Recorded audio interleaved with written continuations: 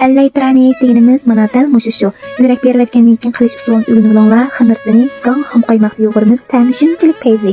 Un bilan seriq mayni avval qo'limizda talqalab olamiz. Andin 100 gram atrofida sutni quyib, buningga o'zingizlar mo'ljallab turib qilsanglar bo'ldi. Ham qaymoqni bir qator aralashtirib etgandan keyin xamirning ustiga quyib, qo'limizda azroq yo'g'irib etib, andin ho'mingizga silib, buni mushu holatga eklamiz. Xamiri mushunday chiqadi. Shunchalik yumshoq, qanday puraqliq, ta'mi bek payzijmi. Mush xamirning o'zini ham yeganlar ketdi do'stlar. Andin buni 80 gram atrofida qilib yumaloq etib mushu qiyiqcha orqali videoda ko'rsatilgandek kesasanglar bo'ladi. Andin o'tirga olma go'jang siqib, bu vaqtbalni mushtaq yo'ygandek yo'ygaymiz. Shunchalik tatliq deb umoqchi bu pranikning shakli. Bu yerda diqqat qilgan bir nuqta, go'jangni jiq siqib etmaymiz. Normal bo'ldi, bu misal pishgandan keyin sirtiga yiqib chiqib supasiz ko'rinib qoldi. Ma'miningki dastlablarni yo'yganga kirgan vaqtlarim shundoq bir astoydillik bilan tutib vujudim bilan mush pranikni qilayotgan chig'im. Gradusi 180-160 20 minut atrofida pishadi.